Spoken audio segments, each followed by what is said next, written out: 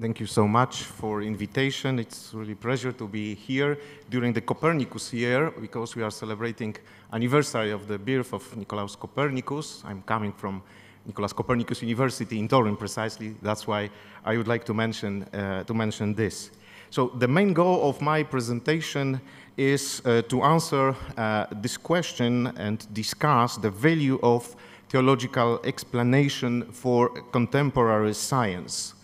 Does it serve as a rival explanation describing a separate domain, or it's necessary to include both in order to obtain a comprehensive understanding of the complex world? So all these questions, as we know, go to so-called NOMA approach to science religion with different variants of the answer of this question. But mainly I'm interested here in answering the question, is divine causation and the whole theological explanation unnecessary or irrelevant in scientific explanation? So what's the nature of explanation proposed by theology? To address this question, I will first present different approaches to explanation in science and theology, just to resume what was discussed during last years. Then I will explore the areas where science is receptive to and incorporates theological explanation, and I will try to conclude with examination of whether this integration is merely an addition or essential element that overthrew the naturalistic perspective. So what's the interrelation between theological and scientific explanation?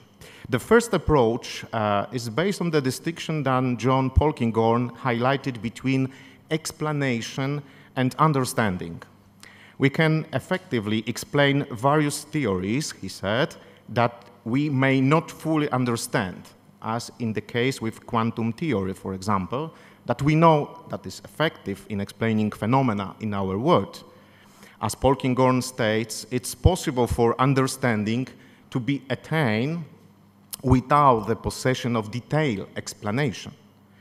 This stems from the conviction that understanding the world as such involves questions that science alone cannot fully answer, as it provides only theory about the world, and therefore has no single definite solution, but requires an ongoing pursuit of the best possible explanation, as Tomás Aquinas already assumed in Summa Theologiae when writing about, for instance, astronomical theories. As once again Polkinghorne highlights, physics needs metaphysics for its intellectually satisfying completion. The possibility of explanation is grounded in the belief in the comprehensibility of the world. Religion, in turn, provides an answer to the question of why this intelligibility exists. It's important to note that while explanations are offered, they don't constitute a proof, and the truth of religious explanations cannot be empirically demonstrated. However, it can be argued that theism provides the best explanation for the world as described by science. So the question of why, often attributed to the domain of religion, is linked to the idea that, for instance, according to Tomás Aquinas, explaining something meant pointing to its purpose. Aquinas stated, I quote, "Hence it's said that the end is the cause of causes, because it's the cause of the causality in all the causes," end of quotation. The emphasis on the goal as explanatory resource can be illustrated by the image of construction work in a city, very familiar view in Toruń or Kraków, I suppose, such as the reconstruction of the intersection with trams, cars, and pedestrian walkways. To a causal observer, it may appear chaotic, with various activities happening simultaneously. People are digging, dismantling, and working on the sewage system. However, the purpose behind these activities is not immediately apparent. It lies in the transcendent, somehow, undertaking of reconstructing the intersection. While individual activities can be explained, understanding the purpose requires a higher level of comprehension. In this model, theology justifies the ultimate goal without replacing specific goals, but rather integrating them. In order to grasp the difference between scientific practice and theological argumentation, we can take into account also another distinction between testimonial, personal experience, where an authority emerges, and another type of explanation based on the repetition of phenomena, which can be falsified. This distinction is connected to the nature of the objects being apprehended. Testimonial explanation pertains to a unique phenomena that are recounted through personal narratives, such as the experience of one-off historical event. On the other hand, scientific explanation involve the identification of fixed laws based on observed patterns, measured data, or experimental evidence.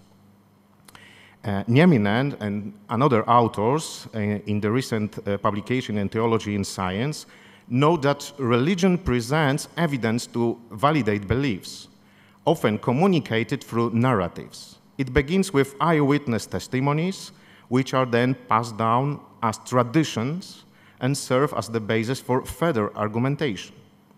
Personalized narratives become testimonies that confirm the truthfulness of theological claims. For example, the author uses the analogy of the footprints in the snow, likely made by a red fox. While the absence of the observer allows the scientific method to deduce the likely source of the footprints, in the case of theological explanation, testimonies of encounters with the resurrected Christ hold significant argumentative value. Belief based on testimony is a valid approach in theology. However, it's not arbitrary. Testimonies are examined for credibility through independent sources, following hermeneutical rules for tradition transmission, coherence, and criteria of embarrassment, for instance. Sometimes experiential information can be perceived as more reliable than statistical data by the audience. The trust placed in what a particular scientific study conveys about the experiences passed down in tradition may outweigh statistical evidence. For instance, a photograph from an expedition or conversation with a participant can be more convincing. In such cases, it's essential to consider the nature of evidence in religion and the purpose of theological reflection, which seeks to provide an interpretative framework through which experiences gain meaning.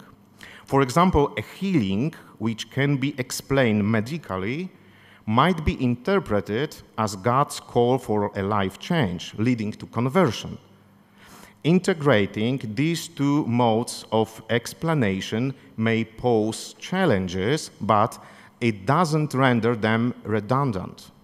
Religion faces the task of how to account for and incorporate empirical data into belief system. I would like to mention also, to have a global picture of possible relationship between scientific and theological explanation, to the Aristotelian distinction between two types of demonstration, quia and propter quid. While the latter is concerned with causality, the demonstration quia aims to prove convertibility, demonstrating that God is the only possible explanation for the effect in question, and assessing the necessity of this claim beyond a mere plausible hypothesis.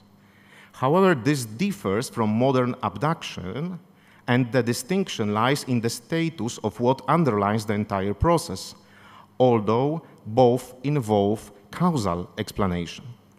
This opened the way to, in the later nominalism, with its principle of economy of thought, commonly referred as Occam razor, and became a precursor to the principle of explanation, which became linked to the modern practice of science. This gives rise to a modern form of reductionism that seeks the best hierarchical rationale, identifying the necessary conditions for something to occur and attributing causality to a specific phenomenon. The so-called principle of sufficient reason focusing on the cause that produces the most significant effect, sets a different trajectory for the practice of science compared to the previous medieval emphasis on seeking general laws or rules. Acu-Vizala highlights the difference between these two positions, suggesting that it's difficult to consider oxygen as the cause of bank robbery, although without it, the robbery wouldn't have had a chance to succeed. The search for a sufficient reason will instead focus on the nexus of causes that lead to the robbery, rather than what enables it or provides an explanation for it. Perhaps in the face of Occam razor, as recently Robert Speyman suggested, it's best to apply another rule, the Bach key, which concealed a theological message hidden in the musical score written by Johann Sebastian Bach, without obscuring the beauty of the music itself, but expressing itself through each note. Similarly, one could demonstrate how DNA overrides certain data on the same ingredients, using another metaphor that I think is useful here, using Bancevich's metaphor of a book with 3 stories written on the same page, each starting with a new line, but integrating the previous story. Overwritten, we can say, on the same lines. As a result, we can read 3 stories with the same page, with the same order of letters. Nevertheless, science relying on Leibniz's principle of sufficient reason results in the emergence of a strong reductionism in the realm of reflecting on science, exclusively focusing on what contributes to change or movement in the final phase. It's worth noting also that the principle of sufficient reason, so characteristic for modern science, inevitably leads to a narrowing of the explanatory scope. This shows that modern science is more interested in detail and particular explanations rather than general explanations. Thus, science aims to explain on a local level, relying on causes that are closest to empirical processes, while religious explanation, theological explanation, focuses on general, universal level that affects the operation of particular causes. Such an approach finds expression in the belief that there is a relationship between science and religion similar to that between local and global explanations. Some scholars base this on approaches present in physics or mathematics. This could correspond to the distinction introduced by Caterina Marchioni between micro and macro explanations, which respectively consider the object in isolation from others or take into account their also social position.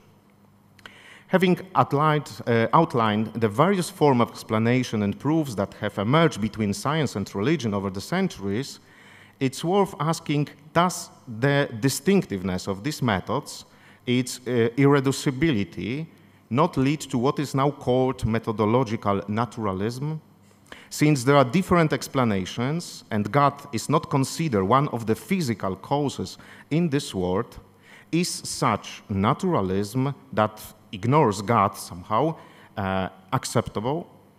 The answer points out to the difference between metaphysical naturalism, which excludes the existence of the supernatural beings, not only from reflection but also from reality. The former, methodological naturalism, which respects the distinctiveness of methods, doesn't necessarily imply the latter. However, this initial stage of presenting the distinction between the two mentioned naturalisms raises further questions relevant to the second stage. Does the mere fact that two ways of approaching reality are distinct but not mixed also imply a lack of radical separation, as in the Chalcedonian formula in Christology we maintain?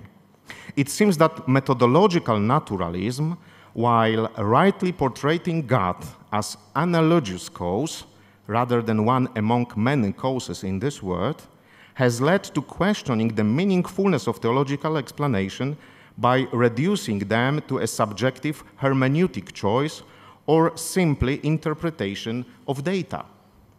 Methodological naturalism cannot claim that God is completely superfluous in explanation, as if science were a self-founded claim. Rather, God's involvement is seen as another dimension of divine action without which the existence of science wouldn't be possible.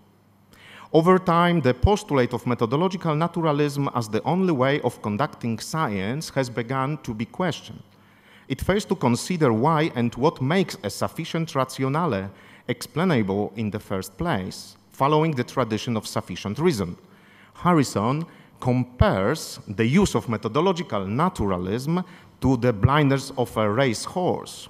They enable the horse to focus on the race and exert more strength. But it cannot be claimed that there is no other reality or that these heuristics have universal applicability. So I'm going to the next question, next point of my presentation. Does science need theological explanation, and in what sense theological explanation can contribute to development of contemporary science? Although there is an emerging conviction within modern science that any religious claims are meaningless, at least as Wittgenstein maintained by seeing language as merely a manifestation of existential attitudes toward reality as a whole, at most a language game, for the vast majority of scientists, belief in God appears not so much as an explanation alongside the scientific one, but as a foundational one, above all as sense-making. This is perfectly summed up in the words of the Richard Swinburne, that we can read on the slide. I'm not postulating a God of the gaps, a God merely to explain the things which science has not yet explained. I'm postulating a God to explain what science explains. I don't deny that science explains, but I postulate God to explain why science explains. The very success of science in showing us how deeply orderly the natural world is provides strongly grounds for believing that there is an even deeper cause of that order. If science aims to be receptive to the entirety of reality, it requires something that transcends the limitation of its own methodology. Reductionism in this regard is limiting, akin to describing a three-dimensional object in two dimensions. It would be a kind of Plato flat cave. Therefore, to comprehend the necessity of theological discourse, it's crucial to move away from a specific understanding of science that is based on the notion of an ever-expanding and all-encompassing body of knowledge, as scientism tends to promote.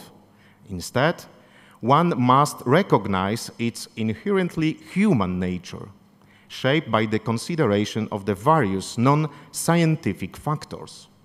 In this context, the concept of thick and thin science becomes relevant, where the thick description entails broader explanation rather than just immediate one. Christopher Kaiser distinguishes between these two approaches. A thick description considers the broader context and the range of theories that enable the understanding of phenomena, while a thin description reduces science to mere facts. Such arguments are heuristic and must be corroborated by other lines of investigation. Therefore, Kaiser offers a three-level explanation of reality. So the first level, an argument for the existence of something from the features of the natural world. The second level, an argument that posits the existence of something in order to achieve completeness or consistency. And the level 3, an argument that draws tentative implications from the results of the level 2 arguments. However, the adoption of such an approach may face challenges in terms of acceptance of strictly hierarchical view of explanation, as mentioned by Tom McLeish. The notion of a layer cake model consisting in multiple reductive levels as proposed by Oppenheim and Putman, poses problems, particularly in relation to Kim's causal exclusion argument, which aims to remove causal overdetermination through reduction to a lower levels. The theological, mental, physical levels of description highlight that not all aspects are causally reducible to the micro levels. In addition to models that treat theology and science as separate discourses, there is another perspective that recognizes the role of theology within the foundation of scientific inquiry.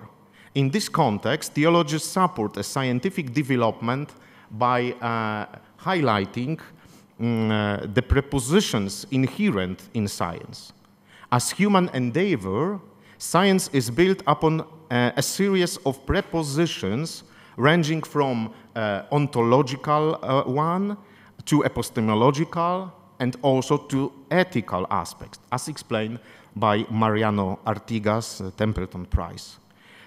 These presuppositions include the existence of a real world independent of our minds, the possibility of acquire adequate knowledge about this world, and if the world is understood as a creation of God Logos, the assumption of the existence of laws.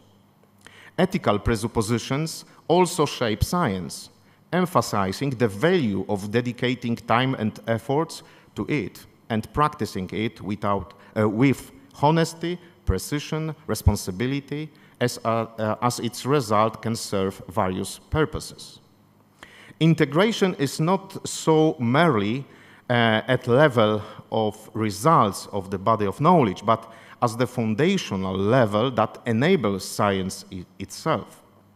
That is why recently was proposed maybe a little change of metaphors that we use from the metaphor of bridges that we have to construct between different sciences in place of to work on tunnels. So something that is invisible, hidden by, still is the network that enables science in all its efforts.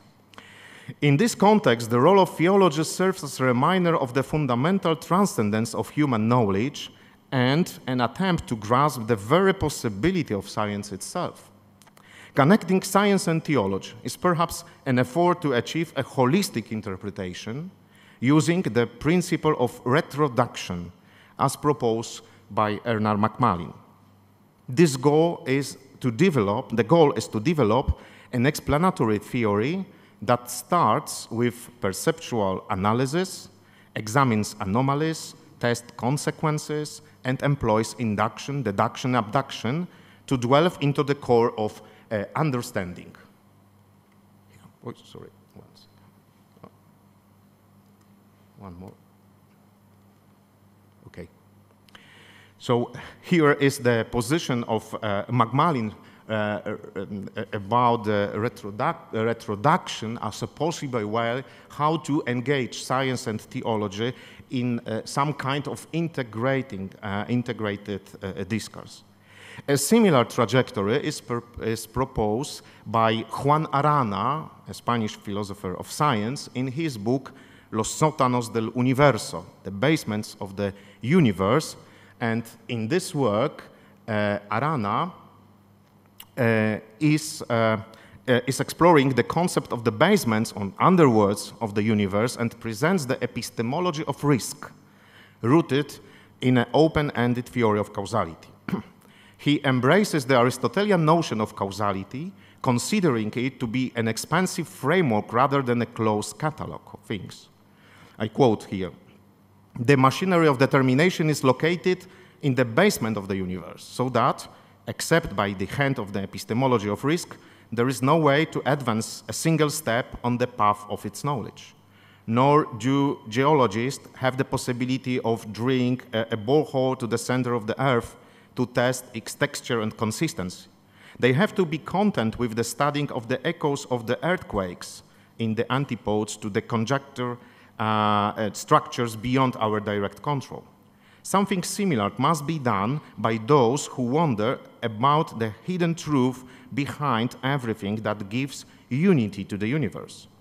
Instead of denying the phenomena any resemblance to what lies behind them, he must examine them with all care and suspicion. This model of theological interpretation aligns, I would say, with St. Thomas Aquinas' vision of sacra doctrina in the pursuit of knowledge. It draws upon the light of revelation and represents participation in the sense knowledge of God, rather than attempting to reflect on God from a lower perspective, from bottom up. What does this mean in practice? Theology emerges as an interpretation of scientific data from the standpoint of its ultimate purpose, not as attempt to replace science with an alternative mode of argumentation, but to illuminate its meaningfulness. This is implicit in the formulated task of theology as contemplating the world, including scientific claims about it, from the perspective of God, sub ratione Dei, and relating all things to God. The difference in approach of science and theology to the reality is well illustrated by the distinction made by St. Thomas Aquinas between scientia et sapientia. In the speculative domain, wisdom differs from skill, from knowledge, in that wisdom knows through in the light of principles higher than knowledge, than skills. Thus, theological explanation poses a wisdom-like character. Several other thinkers express similar sentiments. Alistair McGrath suggests a weaving together of both approaches, proposing a cumulative and integrative method that respects the identity and integrity of each discipline. He affirms the possibility of integrating insights from different disciplines without requiring them to abandon their unique research method and concerns. This approach emphasizes the necessity of seeing both the forest and the tree simultaneously, as Einstein metaphorically described. On the other hand, Rowan Williams defines the meaningfulness of theological explanation in this way. And what the religious and theological perspective in its most major tradition shape proposes is not any kind of rival epistemology or dismantling of the conviction of defensible objectivity, but a way of locating this range of practice and cultures within something like a comprehensive culture of attention, silence, and sidling of specific needs, wants, and priorities.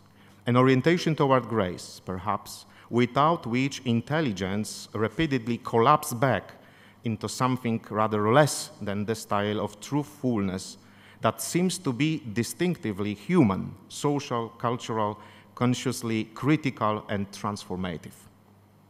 Placing science within a broader framework that allows for comprehension is a key epistemological advantage derived from considering both theological and scientific perspectives. Theology provides a valuable frame that aids in the understanding of individual components, enabling a more holistic grasp of scientific concepts and achievements. Conclusions. An approach that is gaining ground in contemporary theology is a return to a broad understanding of sacramentality, whether in relation to the Church, as underlined in Vatican II, or as a Word of God, the sacramentality of the Word of God, as discussed by Benedict XVI in Verbum Domini. It seems that the concept of sacrament, maybe, can be also used in the relationship between theology and science, of course, in the broader sense.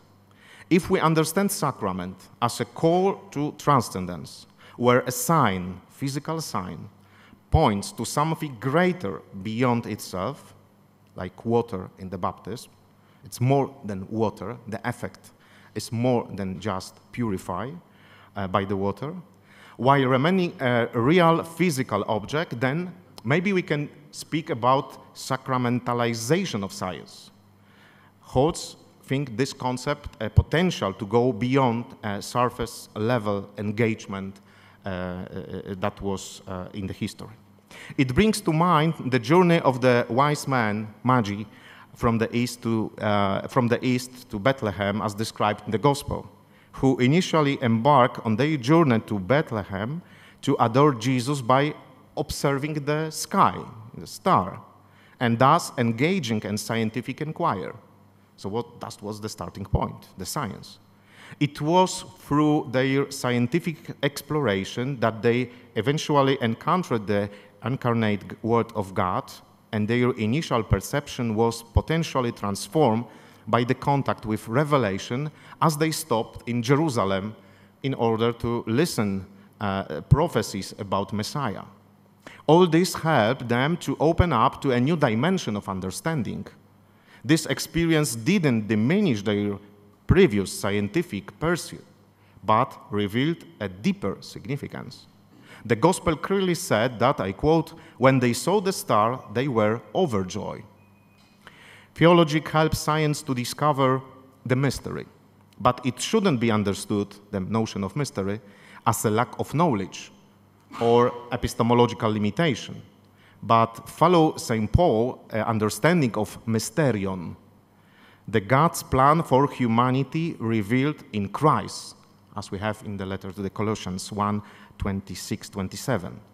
It's something that progressively is showing its tendency towards the ultimate goal, manifesting in this way the whole picture that is inaugurated in scientific approach. It would be useful, nevertheless, not to think of science as a house with floors, but maybe as a network that reveals connections, indispensable for grasping the big picture of reality. Thank you for your attention.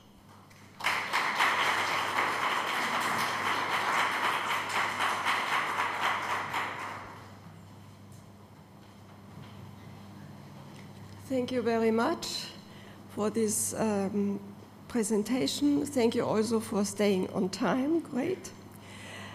Do we have questions? Steve, could you please come to the microphone?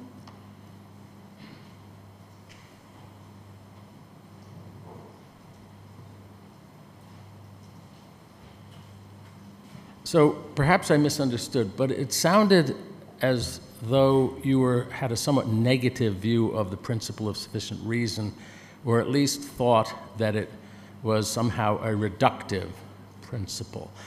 But I have always thought of it differently, and I think some Catholic philosophers like Alexander Proust, who writes a lot about the principle of sufficient reason, would say that any argument for the existence of God, for example, ultimately must appeal to something like a principle of sufficient reason. Because the principle of sufficient reason, as I understand it, is simply the statement that everything, at least everything that is not absolutely necessary, requires a cause or explanation. And so if I say to an atheist, well, the universe exists, or the universe is orderly, the atheist is free to say, well, that's just the way it is.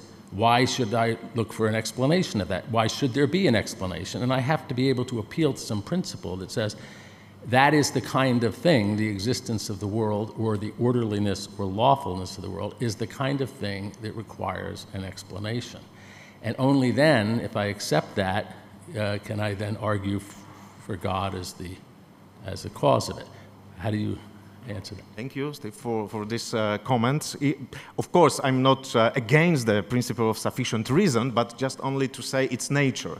So trying to understand what's the nature of scientific claims about reality that is based on sufficient reason, and that there is many other interpretation based on metaphysical principle of indetermination or the contingent aspect of reality. So maybe when we trust, we only trust in one principle, like sufficient reason, we can lose a lot of explanation that are also useful to have a whole picture. So, of course, I can explain what happened in a very short way, just indicating one cause, but still, I think maybe it's because of philosophical training or theological training that we have still rooted in this classical metaphysics, but we are aware of many causes that are in play in explaining, for instance, our stay here in Kraków, why we are here. It's not only the invitation that I received from Society for Catholic Scientists, no, but there is a lot of causes that make me present here among you. So maybe my point was that in searching for a place for theological argumentation, that was my idea, no? To say what we can contribute as theologians to the perspective of contemporary science is to have a broad picture of phenomena, of explaining phenomena, and in this way, the sufficient reason is something that is not enough. It's something good, of course, I'm not against, I have a positive attitude towards this principle, but I see that it's only one aspect of reality, and we should have a bigger perspective, I suppose. Just. Yeah. But you were yourself appealing to a principle of sufficient reason because you're saying that reductive explanations are not sufficient. True. In this sense, yes, true. It's a reductive, double reductive in this sense, right? Thank you. Thank you very much. I think we should move on to the next speaker. The next speaker.